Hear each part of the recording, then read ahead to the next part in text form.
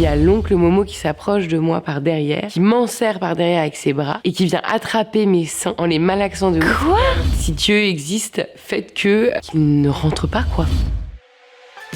Hello, je suis Célia Leduc et je te souhaite la bienvenue sur Toi alors, il t'arrive de ces trucs, première émission sur le don de se mettre dans des situations improbables. Dans cette maison du jeu et des confidences, on vient ici se raconter des histoires plus vraies que nature, pour assumer et s'assumer.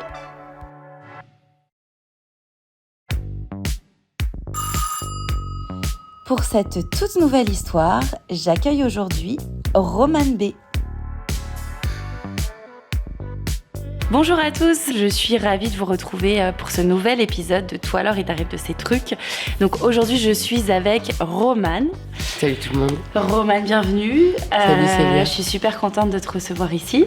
Mais moi je suis super contente d'être là pour te raconter mon histoire. Eh ben j'ai hâte et je voulais savoir, est-ce que tu es quelqu'un qui aime jouer ? Parce que comme tu le vois ici, on est dans une maison du jeu avec plein d'espace. Donc, c'est vrai. Écoute, oui, j'aurais tendance à dire que oui, j'aime bien jouer. Ok, parce que du coup, je voudrais te faire jouer à cette petite roue.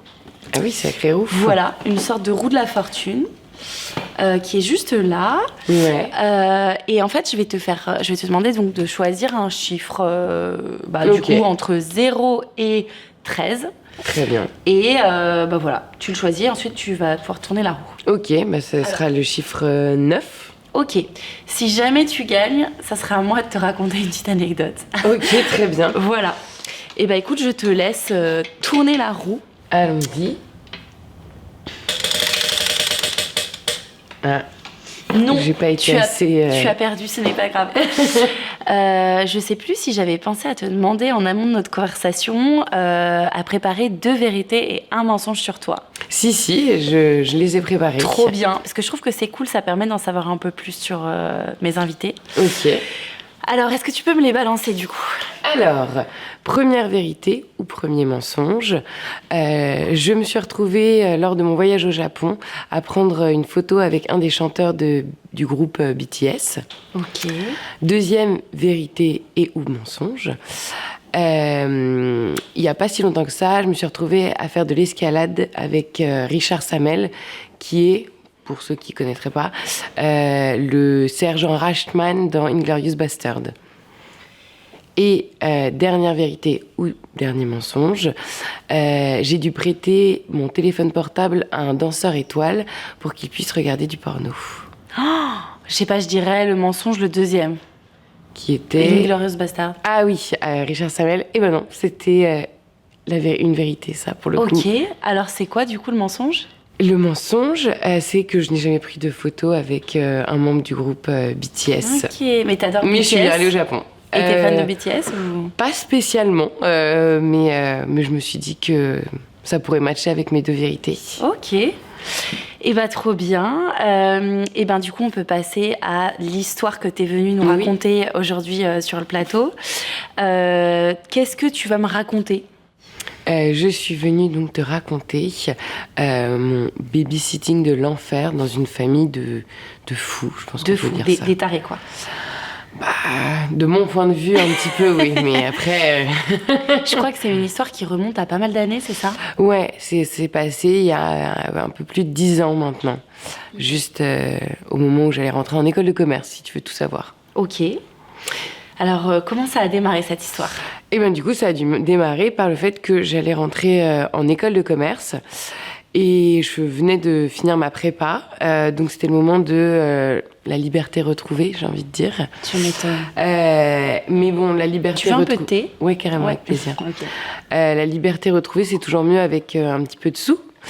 Et du coup, c'était l'été avant l'école et je me suis mise à chercher un petit taf pour me créer des petites économies parce qu'en plus, l'année commençait par le week-end d'intégration. Ok, t'avais besoin de thunes, quoi. J'avais besoin d'argent, quoi. Et donc, je commence à réfléchir à ce que je pourrais faire et je me dis, ce serait sympa de faire du babysitting parce que, j'aime bien les enfants, ça se passe toujours très bien et puis bon, c'est pas le travail le plus... contraignant et pénible de l'univers. Okay.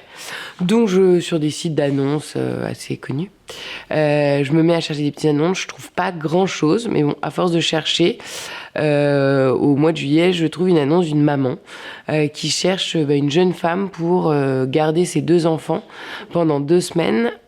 En gros, pour aider ses parents à elle.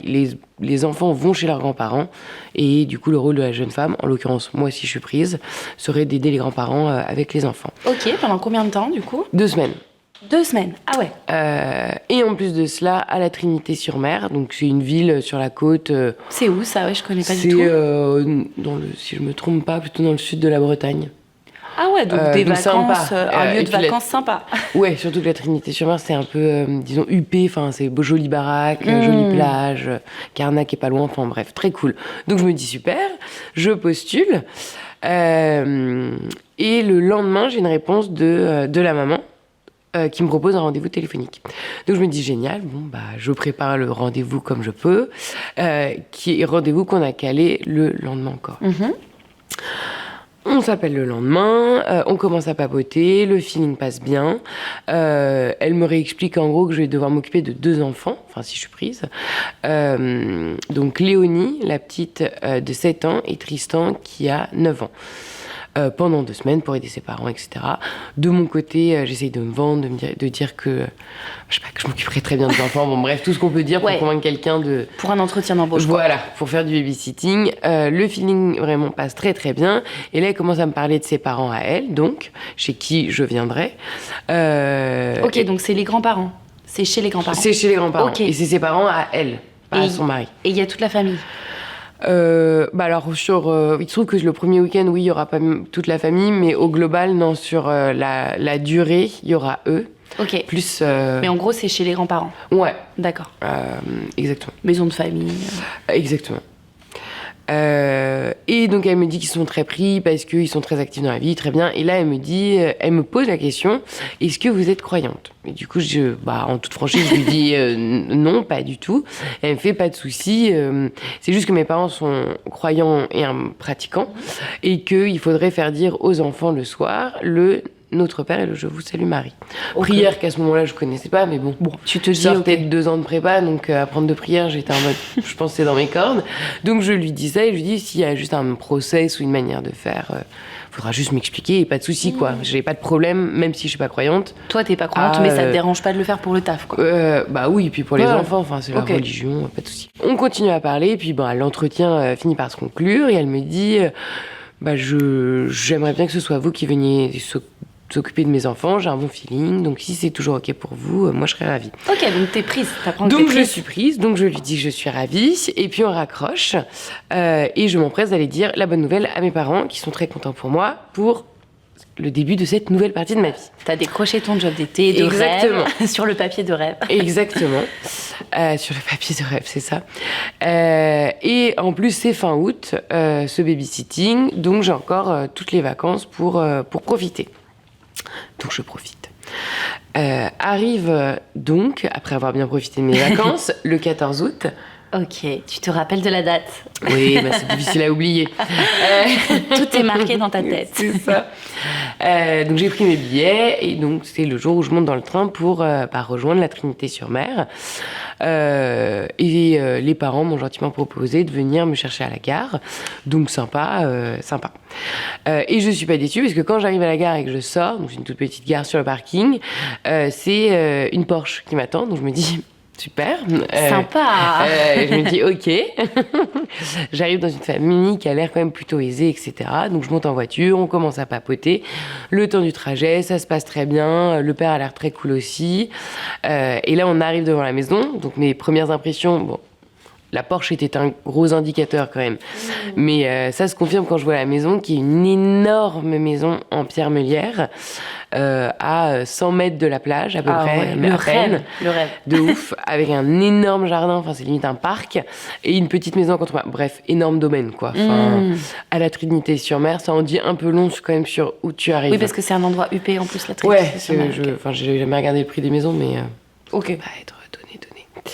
Donc voilà, donc on arrive, on descend de voiture et en gros on monte une volée de marche qui mène à la porte d'entrée où nous attendent les grands-parents. Et du coup je me présente, je fais bonjour monsieur et madame de Carmel. Et là la grand-mère me dit oh non, pas de ça entre nous, appelez-nous Mamita et Daddy. Quoi ? Si. Mamita et Daddy ? Oui, Mamita et Daddy. Et tu les connais pas ? Et du coup je suis en mode ok, bah pourquoi pas, enfin c'est un peu surprenant, mais je suis bon après au moins ils sont sympas quoi, mais oui, ça je me dis bon moi ils me mettent à l'aise tout de suite et puis si tout le monde les appelle comme ça, juste je vais faire comme tout le monde. Mais c'est quand même un peu déroutant déjà. Mais de c'est base. un peu déroutant, mais je suis en mode bon ok, Mamita, Daddy, très bien. Donc je rentre dans la maison et c'est Mamita donc qui me fait faire le tour de la maison pour me présenter les lieux et un peu le mode de vie de la maison, etc. Donc elle commence par me présenter à tout le monde. Donc en gros il y a les deux enfants, Léonie et Tristan, bon, qui sont un peu timides pour le moment. Il y a les parents, il y a leur petite cousine et ses parents, l'aide à la personne / aide ménagère Mouna, l'arrière-grand-mère. Ah oui, il y a toute la famille et toute l'équipe. Ouais. Oui, c'est une grande maison avec... ok. Voilà. Et voilà, en gros, elle me fait faire le tour de la maison qui est sur 3 étages. Ma chambre est tout en haut à côté de celle des enfants, ça aura une importance, c'est pour ça que je le précise. Et après, elle m'emmène à la cuisine pour, vu que je vais devoir gérer un peu pour les enfants, pour m'expliquer un peu tous les trucs. Et c'est là que je me rends compte qu'on est sur... c'est pas le fun de la nourriture, c'est-à-dire que je me rends compte que chez eux, apparemment, il n'y a ni beurre, ni sucre, ni huile, ni rien du tout. Donc je suis en mode, ah ouais. Ok. Mais qu'en même temps, il n'y a pas un soin à apporter à la nourriture de ouf. Enfin, c'est-à-dire que les enfants, c'est genre, jambon pâte, quoi. Ok. Donc, mais sans beurre. Sans beurre. Ah oui, ils mangent vraiment. C'est vraiment pas des gens qui aiment manger, quoi. Ils sembleraient que non. Et ça, tu verras ce qui se passera ensuite. Et là, elle me sort d'un des placards, vraiment du très fond d'un placard, un paquet de bonbons. Et elle me dit ah, ça, c'est pour la petite cousine de 2 ans. Okay. Et Tristan, Léonie n'y a pas le droit. Parce qu'en gros, on essaye de lui faire perdre du poids. Et du coup, là, instantanément, déjà, je suis un peu surprise parce que Léonie n'est vraiment pas... n'a pas, selon moi, besoin de perdre du poids, sachant qu'elle a 7 ans. C'est super bizarre de donner des bonbons à un enfant de 2 ans. Comme ça, moi, ce qui me paraît surtout super bizarre sur le moment, c'est surtout de donner des bonbons à 2 enfants devant la 3e, en la privant, quoi. Ah oui, en disant, elle, non, elle n'a pas le droit, quoi. Donc, instantanément, je me dis, il y aura des bonbons pour personne. Enfin, moi, je vais pas être celle qui crée des traumatismes chez une petite de 7 ans qui n'a pas besoin de faire de régime, soyons bien clairs. Enfin, moi. Donc, je sens qu'il y a un rapport un peu particulier par rapport à ça. Et elle m'explique aussi que tout le monde se vous voit. Et que... Tout le monde se voit dans la famille? Les gens se voient? Ouais. Ok. Et que la toute petite est en plein apprentissage et qu'il faut la corriger la corriger pas la gronder, mais en gros lui dire qu'il faut vous voyez dès qu'elle tutoie. Oh là là. Pareil, c'est pas mes mœurs, mais je suis très bien, enfin... Puis elle est super petite en plus. Oui, après, effectivement, je pense que c'est plutôt jeune que tu apprends à faire ça, tu le découvres pas plus tard. Encore une fois, pas mes règles, mais je suis pas chez moi, c'est pas mon éducation, et je suis là pour aussi... Tu prends des notes de tout ça parce qu'il y en a des choses à répéter. Non, même pas, mais je me dis, ok, très bien. Enfin, en fait, je sens que j'arrive dans un monde qui est effectivement pas un peu éloigné du mien, mais... En vrai, c'est aussi intéressant, hein. C'est voir autre chose. Et donc, c'est comme ça que commencent ces 2 semaines de babysitting. Et donc, le premier week-end, il y a vraiment la famille élargie parce qu'il y a les 2 parents de Tristan et Léonie qui sont là. Mais il y a aussi les parents de la petite cousine. Enfin bref, tout le monde est là pour ce week-end. Donc, ce qui est plutôt cool parce que ça me permet d'apprendre à connaître les enfants alors que leurs parents sont encore là. Donc, ça les détend, etc. Et puis arrive le dimanche soir où les différents parents partent. Mais par contre, tous les enfants restent, y compris la petite cousine. Okay. Et donc là, je suis un peu surprise parce que moi, le 10, c'était que je m'occupe des 2 grands. Bah ouais, ça te rajoute des enfants du coup. Oui, et puis une petite de 2 ans qui est très gentille, c'est pas ça la question, mais qui est très petite aussi, donc c'est pas du tout la même manière c'est une attention permanente, une enfant de 2 ans, quoi. Mais je me dis, ok, bon, très bien. Je découvre aussi, en plus de cet enfant que les 7 heures de travail par jour prévues originellement sont une douce illusion, puisque en gros je bosse de 8h à 20h. Okay. En gros toute la période où les enfants sont levés, quoi. Et en gros, une journée type, c'est... donc je me réveille, on fait petit déjeuner les enfants, j'amène les 2 grands à la voile, je vais avec la petite à la plage, ils reviennent, je les fais déjeuner, on joue un peu ensemble, on fait les devoirs de vacances, dîner... Je vous salue, Marie, notre Père. T'as réussi à apprendre la prière? Oui, que j'ai réussi à apprendre. Il se couche et c'est là que j'ai mon moment de liberté de la journée, qui ne peut pas s'éterniser non plus puisque je n'ai pas le droit de rentrer après 23h parce que... Ah, t'as un couvre-feu? Parce que j'ai un couvre-feu. Parce que, en gros, ça inquiète Mamita si je suis dehors après 23h. Mamita. Je suis en mode, ok, bon, j'ai 20 ans, mais bon, soit, de toute façon, il n'y a pas 1001 choses à faire à la Trinité, donc... voilà, très bien. Et du coup, j'apprends à connaître les grands-parents, soit en déjeunant avec eux, soit en papotant.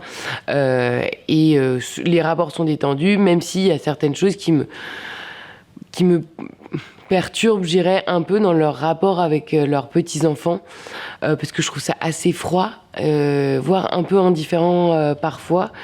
Par exemple, dès le premier lundi, on va à la plage avec donc Mamita et la petite cousine, et la petite veut pas du tout aller se baigner. Et du coup, je interroge Mamita à ce sujet. Enfin, c'est bizarre, un enfant qui n'a pas envie d'aller à l'eau, c'est curieux.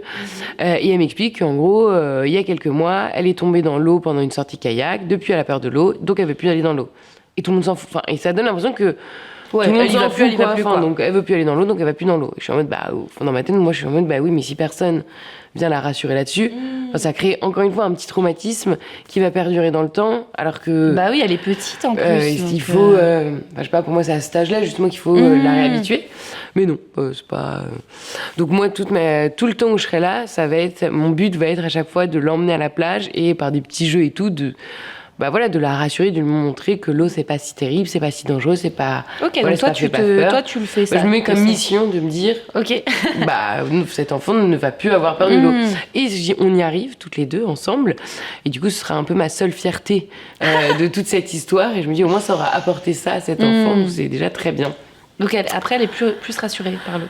Après, elle va jouer dans l'eau en cours. Enfin, quand je pars, la dernière fois où je vais à la plage avec elle, elle court vers l'eau, elle est trop contente. Donc c'était pas un si gros trauma finalement. Non, mais il fallait juste prendre le temps, de lui montrer que c'est pas parce qu'elle est tombée dans l'eau une fois que c'est terrible. En fait, la rassurer, quoi, une enfant. Ok. Mais personne l'avait fait avant. Donc toi, tu t'entends bien avec les enfants, tu t'entends bien avec la petite? Ah oui. Et puis à ce moment-là, je m'entends très bien avec les grands-parents, à vrai dire aussi. C'est juste, on a des manières de voir l'éducation un peu différentes, mais bon. Donc voilà, donc j'apprends à les connaître, comme je disais, et je découvre aussi que ils sont très investis en politique, notamment plutôt dans la partie droite de la politique. Bon, on se doute qu'a priori. Oui, après, des fois, je veux dire, il y a aussi des gens appartenant à ces milieux qui ne le sont pas, mais eux, ils sont de droite. Et encore une fois, c'est ok. Moi, je suis plutôt de gauche, mais oui, toi, tu viens plus d'un milieu, genre, en mode, pas forcément de droite, enfin, plus de gauche. Plus de gauche, quand même. Mais c'est ok. Mais bon, chacun si on devait ignorer à chaque fois toutes les personnes qui sont pas du même bord que nous, on parlerait qu'à la moitié de la population française, ça n'a pas de sens. Donc, il faut rester ouvert, même si on n'est pas d'accord sur tout. Mais le problème de ça, c'est que elle a pas mal de jugements. Alors, pas par rapport à la politique, mais dans sa manière de me traiter. C'est qui? Mamita, pardon. C'est Mamita, ok. Moi, j'essaie de rester très ouverte d'esprit, mais que je sens qu'elle a des jugements, et notamment des jugements vis-à-vis de moi. Pas forcément politiques, en tout cas au départ, mais des petits trucs. Un exemple, c'est par exemple, une fois, je suis dans la cuisine, en train de me faire à manger à moi, après avoir fait déjeuner les enfants, en l'occurrence des poulets haricots. Voilà, bref. Elle rentre dans la cuisine, elle commence à papoter avec moi, donc je discute, et là, elle se rend compte que j'ai mis du beurre dans ma poêle. Donc, beurre que moi, j'avais acheté, parce que ils vivent comme ils veulent, mais moi, je vis pas sans une once de matière grasse dans mon existence pour cuisiner, parce que je cuisine, à l'inverse de eux. Et il me dit, vous mettez du beurre? Je fais, oui, pour pas que ça accroche, c'est bon, voilà. Waouh, vous mettez du beurre? Oh là là. Pour eux, c'est quelque chose. C'est quelque chose. Ça n'existe pas dans leur quotidien. Et il me fait, ok, mais l'esthétisme dans tout ça? Et là, elle parle de mon apparence physique. Donc, l'esthétisme. oui. Et du coup, je lui dis... Genre, elle te regarde quand elle dit l'esthétisme. Ah oui, elle parle de mon apparence physique. Et du coup, je lui réponds un peu ironiquement, ah bah vous savez, on peut pas être belle et gourmande. Ce qui est déjà faux de 1, au-delà de ça. Mais moi, sur un moment, voilà, je réponds un truc du tac au tac comme ça. Mais t'as dû halluciner qu'elle te fasse une un remarque peu... comme Mais ça. en plus, c'est très gratuit. Et c'est pas du tout poli de dire ça. Enfin, c'est très impoli et puis très gratuit. Et puis bon. Donc, je réponds un peu comme ça, un peu impertinente comme ça. Et donc, elle part. Et oui, non mais en fait, il faut quand même comprendre qu'on parle d'une personne qui, le matin, et ce n'est pas une blague, mangeait ses biscottes avec son thé, mais sans beurre et sans confiture, rien. Juste une biscotte à la biscotte, une salade sans assaisonnement. C'était ce genre de personne. Donc c'est sûr que moi, avec mon beurre dans ma poche, c'était elle se dit, oh, l'obèse arrive. C'est ça. Donc bref, voilà, elle part. Moi, je finis, je commence à manger et tout. Donc quelques minutes plus tard, elle revient. Moi, sans rancune, on commence à discuter, etc. Très bien. Et elle me relance sur le sujet de la bouffe. Et elle me dit, du coup, vous aimez bien cuisiner? Et du coup, je lui réponds, bah oui, plutôt. En plus, dans ma famille, on cuisine, etc. Et là, elle me répond, c'est souvent le cas des petites rondes. Quoi? Non, mais sérieux? Mais elle te regarde comme ça, genre... Mais en toute normalité. Elle m'aurait dit, il va pleuvoir cet après-midi. Elle l'aurait dit, mais en toute normalité. Et du coup, là, moi, je reste complètement... Non, mais là, c'est pas de filtre et c'est méchant, quoi, de dire ça. Mais en fait, ce qui est terrible, c'est que je ne pense même pas que dans sa tête, c'était méchant. C'est juste un manque absolu de tact. Ah ouais, oui, manque absolu. Et puis une forme de condescendance, en fait. Très honnêtement, hein. C'est clairement une forme de condescendance. Vous, la petite grosse... Mais oui. Donc je saurais même plus dire ce que j'ai répondu, comment s'est terminée cette conversation, parce qu'en fait j'étais tellement choquée que je pense que j'ai juste dû lui répondre oui. Puis à l'époque t'avais quoi, 20 ans? Oui, puis j'avais premier même pas job, encore 20 ans, voilà, t'es peut-être pas hyper... ouais. Aujourd'hui oui, aujourd'hui je pense que je réagirais pas de la même manière, mais bon, j'ai 11 ans de plus, c'est... Voilà. Et puis il m'est arrivé ça, donc maintenant j'ai l'expérience de ce qui se passe quand on te fait ce genre de choses. Donc, elle me dit ça. Donc, c'est pour te dire, en fait, et des petits pics comme ça. Ouais. Il y a lui, je me rappelle pas de tous, mais vont se répéter tout au long de mon séjour chez eux. Mais bon, j'essaye de faire en sorte que ça me passe au-dessus. C'est pas chez moi. En vrai, je m'en fiche un peu d'eux en soi. Et comme dit si bien mon père, l'indifférence est le plus grand des mépris. Donc, j'essaye de prendre ça comme ça, en mode... Ne rentre pas dans leur jeu, ne rentre pas là-dedans. Donc pas de clash. La suite de cette histoire, c'est que le soir même de cette petite discussion sympathique, arrive un nouveau personnage assez important de toute cette histoire qui s'appelle l'oncle Momo. D'accord. Je ne connais pas son prénom. J'adore ces noms que tu as donnés pour ton histoire. Je n'ai pas donné. Hein, non, c'est tout le monde l'appelait l'oncle Momo, au même titre que tout le monde les appelait Mamita et Daddy. C'est très drôle. Ils ont chacun des petits noms comme ça. C'est ça. Mamita, Daddy et l'oncle Momo. Donc arrive l'oncle Momo, donc il y a un sacré personnage et qui détonne pas mal par rapport à tout ce paysage très... aristo, un peu guindé, etc. Lui, c'est une personne d'un certain âge, très grand, assez gros, gouailleur, oui, qui n'a pas du tout le côté guindé. Donc ça m'étonne même un peu parce que c'est un des meilleurs amis de Daddy. Ok. Je me dis, tout en contraste. Mais c'est assez cool parce que ça crée un peu de légèreté dans ça tout décoince un peu cet environnement très carré, quoi. Que je qualifierais de prout-prout, comme aurait dit ma mère. Donc, je suis plutôt contente et le feeling passe bien entre nous dès le départ.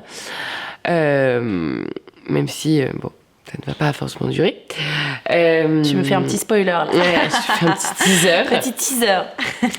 Le lendemain de ça, tout se passe un lendemain, enfin c'est assez court comme expérience, donc tout se passe le lendemain de quelque chose. Le lendemain de son arrivée, du coup l'ambiance est moins joyeuse parce que en gros, on apprend que l'arrière-grand-mère, alors pas celle qui vit avec nous hein, évidemment, heureusement, mais l'autre arrière-grand-mère, la maman de Daddy, est décédée. La mère du grand-père. La mère du grand-père vient de mourir. Oh là là. Donc elle était très vieille et tout, mais bon c'est quand même le genre de... Et elle habitait pas avec vous, mais elle habitait à la Trinité. Trinité. Elle habitait à la Trinité aussi, mais c'est pas celle qui vivait dans la maison, Ok. malheureusement. Et c'est une mort surprise. Enfin, elle était pas malade.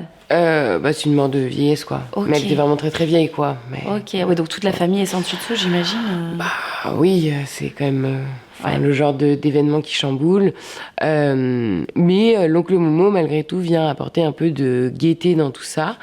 Et les enfants me posent évidemment beaucoup de questions.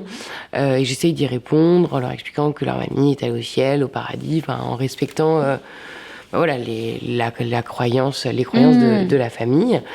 Et j'essaye de beaucoup soulager les grands-parents parce que déjà c'est difficile à vivre. En plus maintenant ils ont un enterrement Ouais. organisé, quoi. T'arrives vraiment en plein milieu de... Ouais. Oui, il se passe beaucoup de choses cette semaine-là. Donc voilà. Et donc ouais, ce que je disais, donc le moment apporte de la légèreté à tout ça. Donc c'est assez appréciable. Malheureusement pour moi, cet avis positif que j'avais de lui va prendre fin assez rapidement. Parce que le lendemain de cette triste nouvelle se passe un événement que je caractériserais de sympathique. C'est-à-dire que je reviens de la voile avec Tristan et Léonie, que je tiens par la main. Et là, on croise sur le chemin donc l'oncle Momo. On se dit bonjour et on va pour se faire la bise. Donc je tends ma joue et là, en fait, il m'embrasse dans le cou. Mais genre vraiment dans le cou. Alors là, il t'embrasse dans le cou. Et donc là, moi, je me hérisse. Et en plus, je peux trop rien faire parce que je tiens les deux enfants par les mains. Et t'es toute seule avec les gosses. Bah ouais. Et donc, tu sais, tu te rentres ta tête dans les épaules et tout. Et je m'éloigne et j'essaie de me convaincre que il a mal visé, qu'il avait fait exprès et tout. Mais bon, enfin... Ah, tu vois que non, je veux dire, on fait pas un bisou dans le cou par erreur à quelqu'un. Oui, à un moment donné, de faire sur la joue. Donc je suis en mode, ok, ambiance. Et c'est un monsieur qui a quel âge ? Plus de 60 ans. Ah ouais, ça fait un peu le vieux qui... Ah non, mais ça fait carrément le vieux libidineux, soyons bien clairs. Ça me dégoûte. C'est vraiment ça. Donc c'est vrai que cet événement... ça me met encore plus mal à l'aise dans une situation, on va pas se mentir, avec tous les petits trucs qui sont déjà passés... je me sens pas forcément hyper bien dans cette maison et ça vient rajouter une couche par-dessus tout le reste, quoi. Mais bon, en attendant, il me reste encore pas mal de jours de travail, donc je me dis, allons-y, continuons. J'essaye de profiter des moments de libre que j'ai pour décompresser, etc.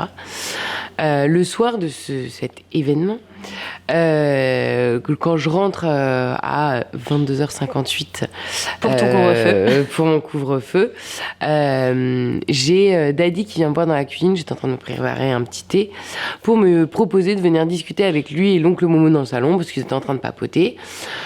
Donc je suis pas très à l'aise par rapport à l'oncle Momo. Tu m'étonnes, t'as pas trop envie de t'en approcher. Pas vraiment, mais bon, je me dis que ça peut aussi me permettre d'apprendre à mieux connaître Daddy, etc.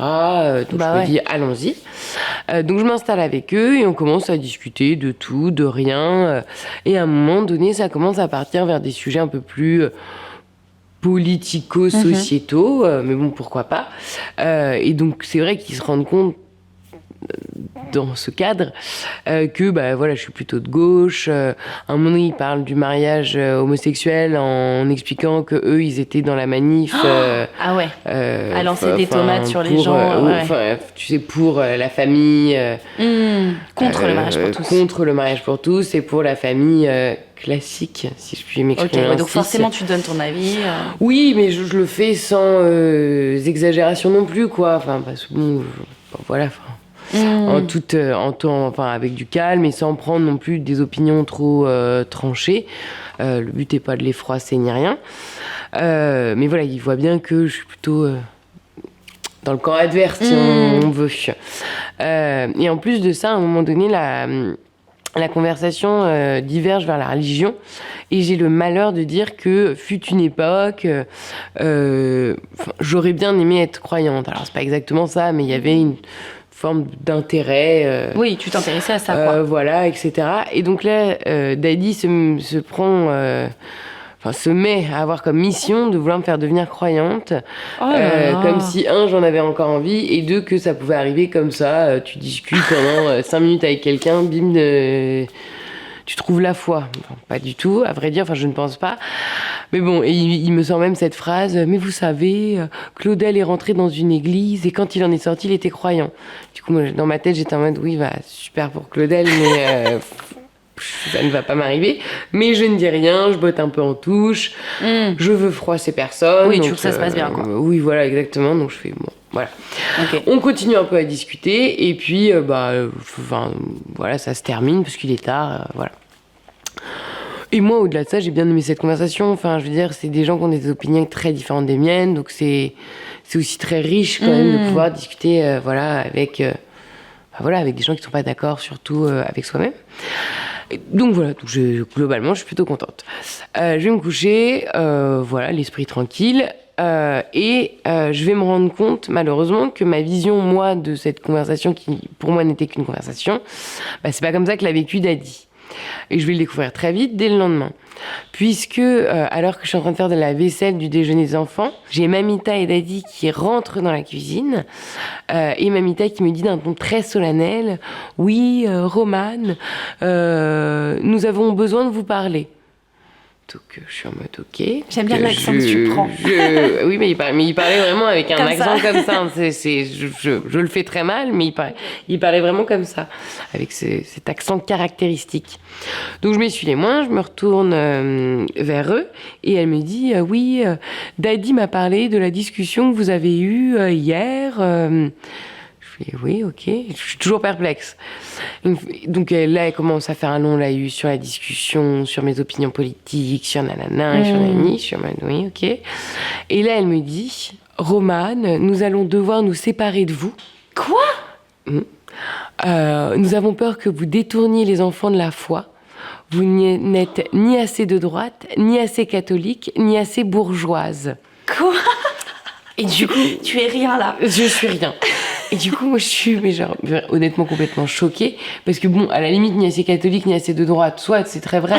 Mais ni assez bourgeoise, je suis vraiment, ça veut dire quoi, ni assez bourgeoise. Écoute, ma pauvre, t'as toutes les tares. Là, je crois qu'il n'y a rien qui va. Et en plus, je mange du beurre. Il n'y a rien qui va, Romane. C'est terrible. Donc, je suis très choquée, je vais pas mentir. Et en fait, je fonds en larmes. Parce que, en fait, je me suis jamais fait virer. Et d'ailleurs, je me suis jamais fait virer après cette fois-là. Ok. Et là, on est à combien de temps de la fin de ton contrat ? Là, franchement, il reste... une bonne grosse semaine. Hein. Ok, donc 1 semaine sur 2 quand même. Ouais. Ah oui, donc toi, t'as pas du tout prévu de partir maintenant, quoi. J'ai encore 1 semaine, quoi.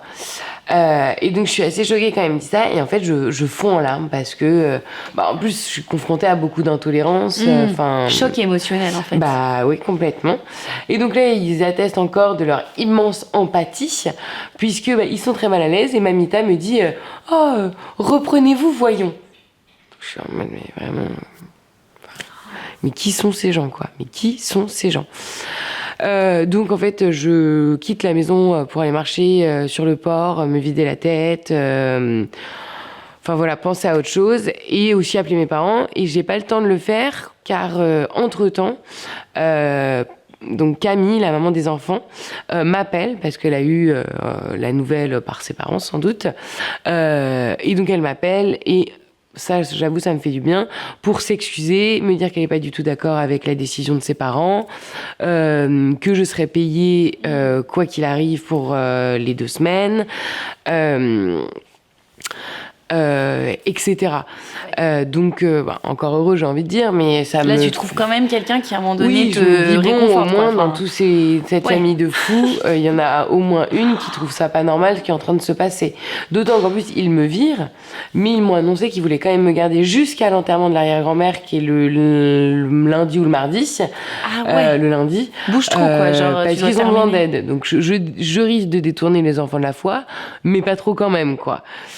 Enfin bref, donc voilà, ça me fait quand même du bien de l'avoir. Et quand je raccroche ensuite, j'appelle donc mes parents pour leur annoncer que je me suis fait virer et les raisons de pourquoi je me suis fait virer. Donc ils sont outrés, mon grand frère est avec eux, il leur dit mais il faut leur faire un procès, nanana. Je suis en mode non. calmons-nous, on va faire de procès à personne. Ouais. Moi, j'ai pas encore été payée, je veux être payée, j'ai besoin de cet argent, je tiens jusqu'à lundi et mardi, je me casse d'ici. Après, j'imagine que l'ambiance devait être froide parce que tu continues un boulot avec des gens qui t'ont viré, voilà, en plus tu vis avec eux tout le temps. Ah bah donc oui, c'est même pas bah genre je les vois de telle à telle heure, genre tu vis avec des gens qui t'ont viré et... Ah bah oui, complètement. Autant avec les enfants, ça... Enfin voilà, je reste pareil, ils ont rien fait les pauvres. Autant c'est sûr qu'avec Manita et Dadi, c'est plus... c'est ce que je qualifierais d'une cordiale froideur, quoi. Tu m'étonnes. Mais bon, donc voilà. Et par contre, à mes parents, je ne leur parle pas de ce qui se passait avec l'oncle Momo parce que je suis en mode, autrement, je les vois débarquer, mais illico presso à Trinité-sur-Mer pour leur me prendre par la main et qu'on repartent. Mais tu m'étonnes, t'étais jeune en plus. Enfin, je veux dire, ta fille à qui il arrive ça, c'est un truc de dingue. Ah bah oui, c'est clair. Donc voilà, c'est très malaisant comme situation et ça ne va pas s'arranger. Quoi ? Encore. J'ai l'impression, on pourrait croire que mon histoire est fausse, mais malheureusement tout est vrai. Ouais, tout est vrai et ça va vraiment crescendo, je veux dire. Ça ne s'arrange pas. Mais en fait, il n'y en a pas un pour rattraper l'autre, c'est ça le truc. Quelle histoire. Parce que le lendemain de cet événement, le lendemain du moment où je me fais virer, je suis dans le salon avec la petite cousine qui est en train de jouer par terre et moi je suis en train de la surveiller quoi. Et je suis debout et en fait je l'entends pas arriver, mais il y a l'oncle Momo qui s'approche de moi par derrière, qui m'enserre par derrière avec ses bras et qui vient attraper mes seins en les malaxant de ouf et en me criant à l'oreille bonjour, et moi qui suis complètement pétrifiée. Parce que vraiment genre personne m'a jamais malaxé les seins avant comme ça et après non plus d'ailleurs. Non mais sérieux, et là t'es avec qui? Juste avec la petite. Ah oui, c'est toujours des moments où comme par hasard t'es qu'avec des enfants, il y a personne à côté. Mais quelle dégueulasse. Oh là là. Et du coup je suis complètement je suis complètement pétrifiée quoi, en mode de tu sais pas quoi faire. Ouais. En plus il y a la petite qui est... Et puis non mais honnêtement, vraiment je suis stupéfaite, je suis sidérée quoi, je m'attendais pas à ça. C'est la sidération, tu sais, c'est... Et puis saisie quoi, vraiment, donc je me retourne vers lui et lui, juste il a un petit rire grave comme ça et puis il s'en va. Ça le fait marrer. Genre, lui ça le fait marrer et moi je suis là en mode mais qu'est-ce qui s'est passé quoi, pourquoi? Et je me dis, mais heureusement que la petite était là, limite, parce que au moins, sinon, limite, un garde-fou. Sinon, limite, il aurait été ça avec toi, tu sais pas si t'aurais pas violé, entre guillemets, tu sais pas. On n'en a aucune idée, ou s'il serait allé un peu plus loin. En fait, aucune idée, à vrai dire. Je vais pas lui prêter d'autres intentions qu'il n'aurait peut-être pas eues, mais en tout cas. Non, mais attends, déjà là. C'était déjà beaucoup trop. Déjà là, c'est beaucoup trop. Donc voilà. Donc là, ça. En fait, ça rajoute beaucoup d'insécurité à un contexte qui est déjà très, très malaisant. Ouais. Sachant qu'en plus, ce monsieur, sa chambre, elle est aussi au 3e étage et c'est la voisine de ma chambre. Et il n'y a pas de verrou sur les portes. Et donc vraiment, tous les soirs après ça, il y a 3 soirs, je crois, je cale, je sais même pas si cette technique marche, mais une chaise sous la poignée et je mets des petits meubles et je suis vraiment à me dire, mais si Dieu existe, faites qu'il ne rentre pas quoi, parce que en plus non mais attends, surtout quand tu dors pas sur tes 2 oreilles, tu sais qu'un malade peut rentrer dans ta chambre c'est un en peu pleine nuit. Tu dors d'une oreille quoi. Surtout que le bonhomme il est immense, il est gros, je veux dire moi versus lui, à un moment donné il faut être réaliste, j'ai peu de chance quoi. Dieu merci pour moi, il se passe pas, il ne viendra jamais dans ma chambre. Et à ce moment-là, donc, il ne me reste plus que 2 jours à tirer, dont le dimanche où c'est mon jour off. Donc là, franchement, à 7h, je suis partie, je reviens à 23h. Je suis en mode, je ne veux voir personne ce jour-là. Tu veux juste être tranquille. Voilà, je ne veux pas être en contact avec ces gens, quoi. Donc arrive enfin le lundi, qui est mon dernier jour avec eux, mais pas des moindres, puisque c'est le jour de l'enterrement de l'arrière-grand-mère. Donc on m'a demandé de me lever très tôt pour être sur le pont dès 7h du matin, pour installer les tables, faire le ménage, plein de choses qui à la base ne sont pas dans ma fiche de poste. Rappelons-le, Je suis la babysitteuse normalement. Mais bon, je suis en mode, je n'ai toujours pas été payée. En fait, tu veux juste avoir tes sous et te barrer. Et voilà, exactement. Je me dis, faisons les choses bien. Genre, franchement, je fais et faisons en sorte que cette journée passe vite. Elle ne le passera pas vite. Et en gros, ma mission, au-delà de faire le ménage et d'installer les tables, ça va être de garder tous les enfants de tous les gens de la famille qui viennent dans la petite maison qui est en contrebas du jardin. Je sais pas si tu te rappelles, mais je t'avais dit, dans leur propriété, ils ont une maison principale, une petite maison un peu en contrebas. Donc c'est ce que je vais faire. Donc je vais me retrouver avec une vingtaine de gosses âgés entre 9 mois et 14 ans. Quoi? Mais ils t'avaient pas prévenu de ça non plus? Bah là, bon, l'arrière-grand-mère n'était pas censée mourir, donc il pouvait pas revoir. Mais en fait, c'est complètement irresponsable, à vrai dire. Enfin, laisser une personne surveiller, enfin, je dis une vingtaine, entre 15 et 20. Ouais, mais attends, 15 et 20 gosses, hein, t'as au moins 2-3 babysitters. Mais sachant qu'il y en a, dont un enfant, mais qui a 9 mois. Enfin, en fait, c'est un nouveau-né. Donc, tu dois tout le temps le regarder, quoi. En plus... personne ne vient me voir de la journée, personne ne vient m'amener à manger. C'est-à-dire que les uns et les autres, ils font manger leurs gosses. T'es toute seule avec les gosses. Moi qui suis bloquée en bas. Ouais, t'es toute seule. Parce qu'en fait, il reste toujours plein d'enfants, dont plein de... Sans parler du bébé de 9 mois, dont plein d'enfants qui sont très petits. Et puis qui n'ont pas du tout les mêmes âges, en plus. Tu dois tout gérer toute seule. Et que je dois surveiller et faire en sorte que personne n'ait d'accident, personne ne se blesse. On décide de faire un cache-cache. Super, je suis ravie. Donc, bref, en gros, à la fin de la journée, vers 19h, quand les derniers parents viennent chercher les derniers enfants, mais je suis sur les rotules. En fait, il n'y a pas eu de catastrophe, mais c'est limite un miracle qu'il n'y ait pas une catastrophe avec un gosse, quoi. J'ai passé ma journée à courir, le ventre vide, entourée de 15-20 gosses. Enfin, l'enfer. Quel enfer. Donc, je remonte vers la maison principale, mais vraiment épuisée. Et là, je croise Camille, donc la mère des enfants que je gardais. Et je spotte un petit plateau de macarons. Et du coup, je demande à Camille, de un, si je peux sortir, me promener, voilà, et prendre quelques macarons. Et en fait, Camille s'apprêtait à dire oui, sauf que Mamita passe à ce moment-là à côté de nous, insupportable, m'entend, et décide d'intervenir, on ne lui avait pas demandé pourtant, en disant « Oh, mais vous allez quand même nous aider à ranger !» Mais d'un ton... Alors, t'as passé une journée de l'enfer et tu peux pas... Mais que c'est pas mon taf, en plus. Enfin, je veux dire... encore une fois, à la base, je suis babysitteuse. Pour les enfants, Pour les enfants. Ouais. Et me rajoute que les macarons, elle se les a mis côté aujourd'hui parce qu'elle n'a pas eu le temps de grignoter. Ah ouais, donc genre, vas-y, meuf, prends pas de macarons, quoi. Rappelons que c'est la fille qui ne mange ni beurre, ni huile, ni... Pas du tout logique. Tu sais, ce genre de personne qui est capable de pas mettre de beurre dans les assiettes, pas d'huile, mais par contre de s'envoyer un paquet de bonbons, un paquet de bonbons. Donc, je laisse encore couler, j'aide à ranger, je suis en mode... vraiment, j'en ai jusque-là. Et à 21h30, j'ai enfin terminé.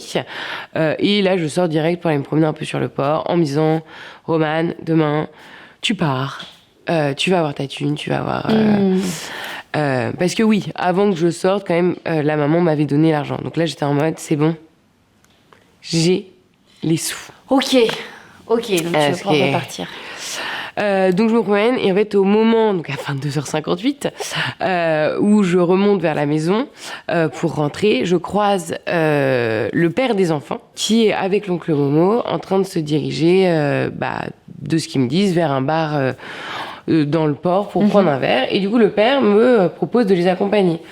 Alors moi, je suis pas très à l'aise avec l'oncle Momo, pour des raisons évidentes. Ouais. Et en plus, normalement, moi, de toute façon, j'ai pas le droit de rentrer après 23h. Donc, je lui dis, Mamita ne veut pas que je rentre après 23h. Il fait, oh, Mamita, de toute façon, elle est énervée pour un rien. Si t'as envie de nous accompagner, tu me dis. Et moi, j'envoie un message à Camille qui préviendra sa mère.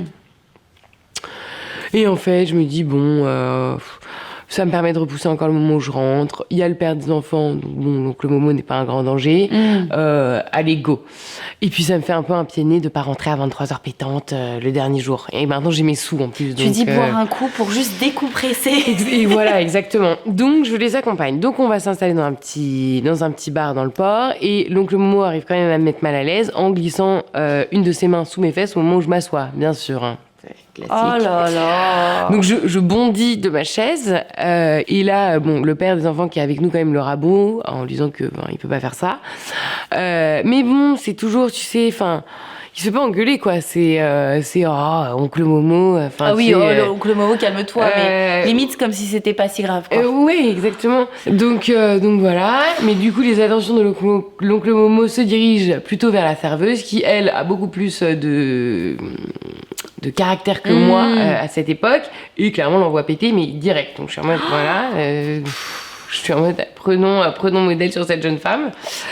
Mais bon, après on s'installe, voilà, il n'essaye plus de faire des trucs, et on commence à discuter, etc.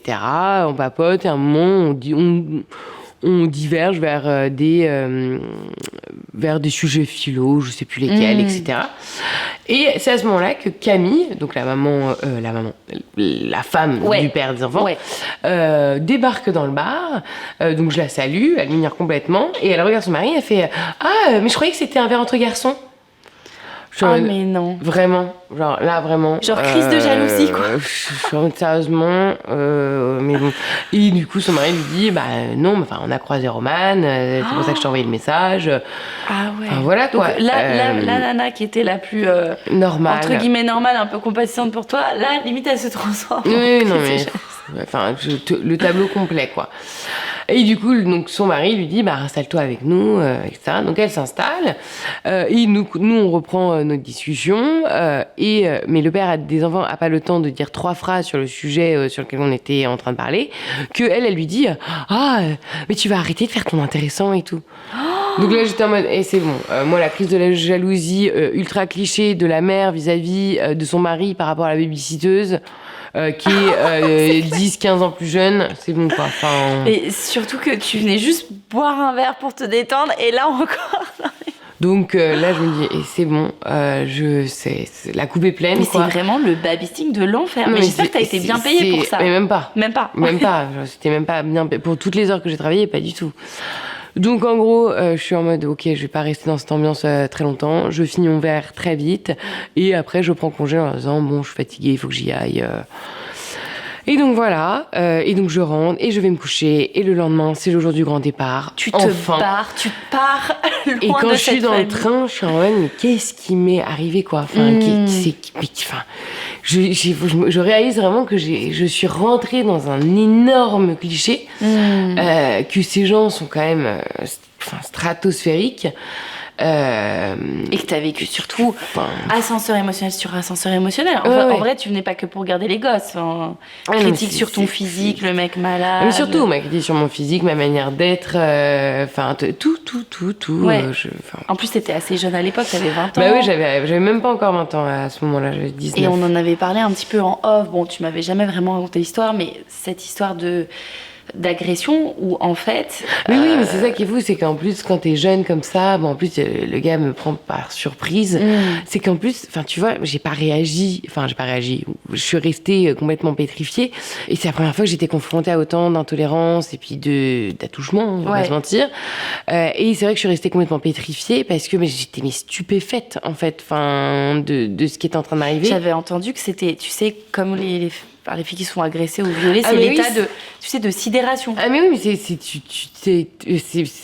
le corps, tout se bloque. Et moi, surtout que mon père, quand j'étais petite, m'avait entraînée à ne pas suivre les inconnus, nanani, nanama, à réagir sur ma agressée. Mais bon, il y a une différence entre l'entraînement fait par papa très gentiment puis quand ça t'arrive, et puis quand ça t'arrive. Et donc moi, je suis restée complètement pétrifiée.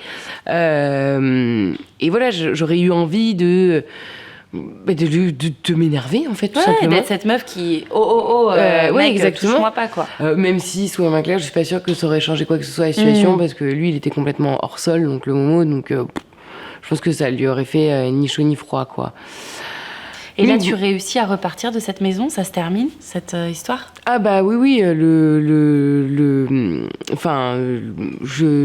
lendemain de l'enterrement, j'ai pris le train, ils m'ont emmené au train, et après, j'ai raconté, ça fait plus de 10 ans que ça m'est arrivé, et pour le coup, s'il y a bien un avantage à cette histoire, c'est que ça a animé quelques conversations avec mes potes, etc. Tu m'étonnes. Mais par exemple, sur l'oncle Momo, mes parents, ils l'ont appris, mais des années après.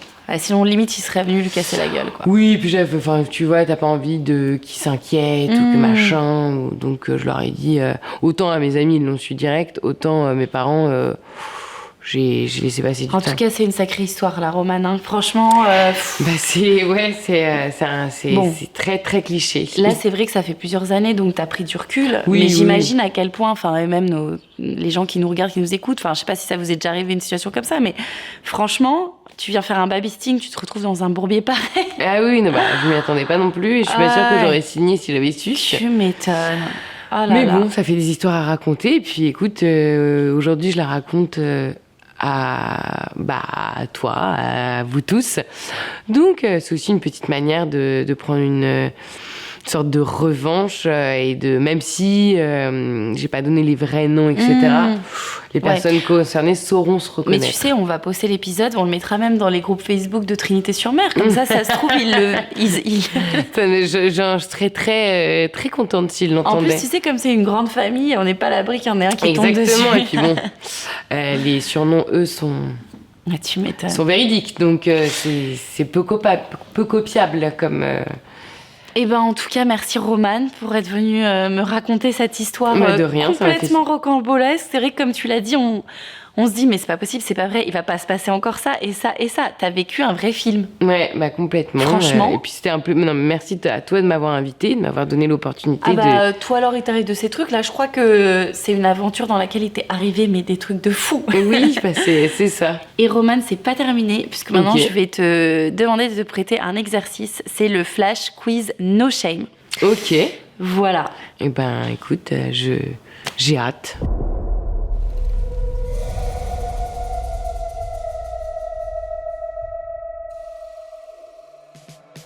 Romane, la pire gaffe que tu aies faite. Une fois, j'étais dans le métro et je vois une dame rentrer qui a l'air enceinte et du coup, je me précipite pour me lever de mon siège pour qu'elle puisse s'asseoir, quoi. Et du coup, je lui dis si vous voulez, je vois que vous êtes enceinte, vous pouvez vous asseoir. Et là, je vois la jeune femme rougir comme jamais et me dire non, mais je suis pas enceinte. C'était assez horrible.